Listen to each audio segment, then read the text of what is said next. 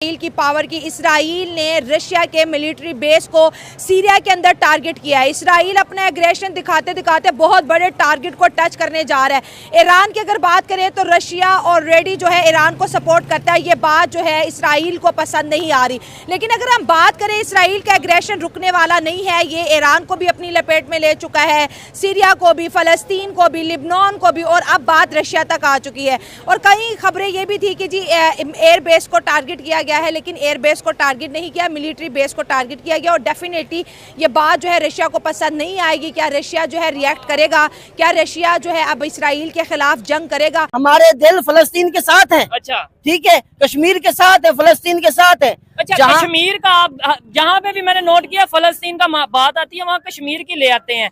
कश्मीर और फलस्तीन का जो मसला है वो लहदा मसला नहीं है। मसला बिल्कुल अलग है। अच्छा, कश्मीर में इतना नहीं हो रहा, अच्छा, जितना फलस्तीन में हो रहा है। थोड़ी देर पहले यही खबर चल रही है मीडिया पे क्या कि अमेरिका यही कह रहा है कि हमने अगर इनके जो सिस्टम है ना, पेट्रोल सिस्टम है, तेल का सिस्टम है, इसके ऊपर अगर हमने सारी इकॉनमी चल रही है तो इसके ऊपर हमला कर दिया तो ईरान का और जो इसराइल के पास टेक्नोलॉजी है वो दुनिया में किसी इस्लामिक कंट्रीज के पास नहीं है। उससे भी ज़्यादा पाकिस्तान के पास कंट्री के पास वो पावर है। शायद आपकी नॉलेज के लिए बता दूं, उसके ज़्यादा पाकिस्तान के पास है। पावर है? वो यही पावर है जो आप ये कह रहे हैं ना, टेक्नोलॉजी, ये टेक्नोलॉजी सारी चली जाएंगी भाई। ये टेक्नोलॉजी की बात ना करें।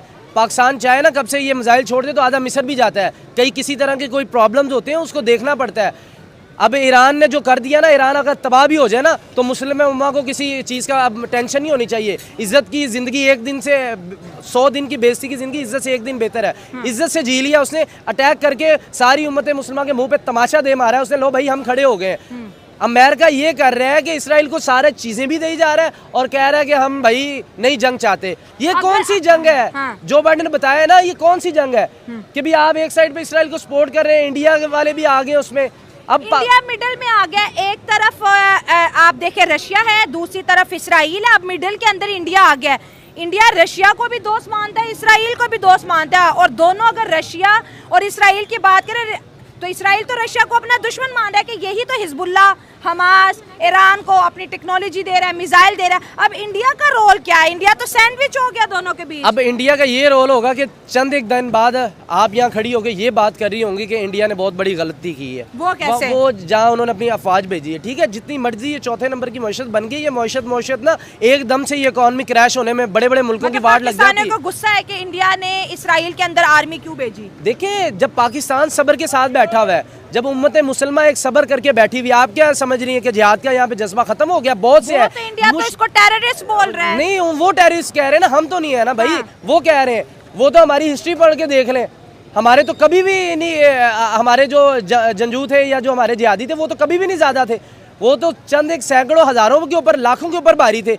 ये भी टाइम आएगा, उम्मत मुसलमान जाग रही है। ये ना सोचें चंद एक मजबूरियों की वजह से अगर कोई चुप है तो वो मजबूरियां खत्म हो जाएंगी। ये बॉर्डर कोई हैसियत नहीं रखते। मतलब डॉलर की मजबूरी कोई चक्कर नहीं है, खत्म हो जाएगी। जब एक हद से बात बढ़ जाएगी ना, जब ये खुद डूबने वाले होंगे। अभी आप तैयब उर्दगान का बयान सुनोगे ना, लिबनान, फलस्तीन के बाद अब बारी हमारी है। जब ये टर्की पे बात जाएगी, ये सऊदी अरब वाले ना सोचे की भी बारी। अगर ईरान पे अटैक होता है तो इसके जो है असरात पाकिस्तान तक भी आएंगे ना। हमारा बॉर्डर तो ईरान के साथ लगता है। असरात आएंगे, जब असरात आएंगे, देखिए जब भी कोई असरात आते हैं ना, उसका पॉजिटिव भी एक होता है और नेगेटिव भी होता है। हम दोनों चीज़ों से सोच रहे हैं। इसराइल हम तक भी पहुंच सकता है। इसराइल ये सोचने से पहले वैसे ही गर्क हो जाना है। अच्छा। पाकिस्तान के बारे में वो नहीं सोच सकता। अच्छा। ये पाकिस्तान कोई मरब्बा नहीं है कि आएंगे और चखेंगे। हाँ। ना पाकिस्तान फलस्तीन है, ना ईरान है, अच्छा। ना लिबनान है। अच्छा। ये पाकिस्तान है। हाँ। इसको जज्बा तो वो तो सबको पता है। जज्बा जो हमारा है उसके लेवल, उससे पहले जो हमारे पास जो है ना, कोई शादी ब्याह वाले पटाखे नहीं है हमारे पास। ये लग पता जाएगा। ये पाकिस्तान का आर्मी चीफ फर्स्ट एक बयान सिर्फ दे देना भाई कि हम आ रहे हैं, बस इससे ज्यादा और कोई बात ही ना करे। ऐसे ही पाकिस्तान और जितने भी इस्लामी ममालिक है ना, उन्हें भी चाहिए कि फलस्तीन को सपोर्ट करें।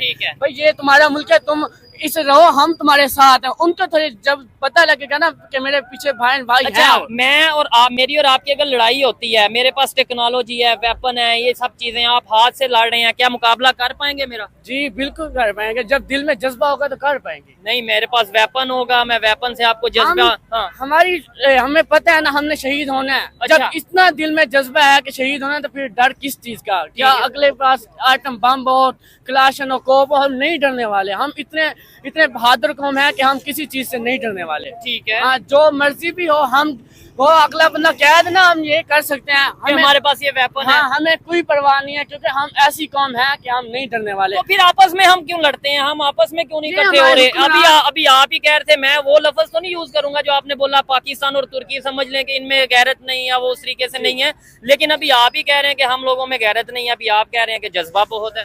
जज्बा और गैरत अलग चीज होती है, क्योंकि वो पाकिस्तान जब देख लेना बंदा एक के बहन भाई को, अगर कुछ नहीं कर सकते तो कम से कम उनके लिए आवाज लाजमी उठानी चाहिए। चले, आवाज तो इधर हर पाकिस्तानी उठा रहा है, लेकिन हमारी गवर्नमेंट क्या कर सकती है? लेट्स सपोज गवर्नमेंट को कहें जी हम फलस्तीन के साथ है, करेंगे क्या?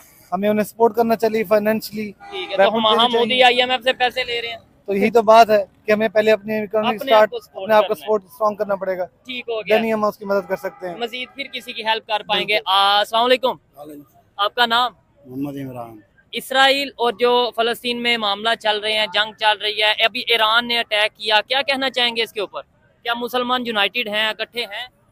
इनमें इत्तेफाक नहीं है भाई आपस में। अच्छा, हाँ, ये नहीं, एक कौम नहीं हो सकती है, एक कौम हो ही नहीं सकते, नहीं हो सकती है। हम आपस में नहीं यूनाइटेड, क्या वजह? आप लोग रोना बंद कीजिए।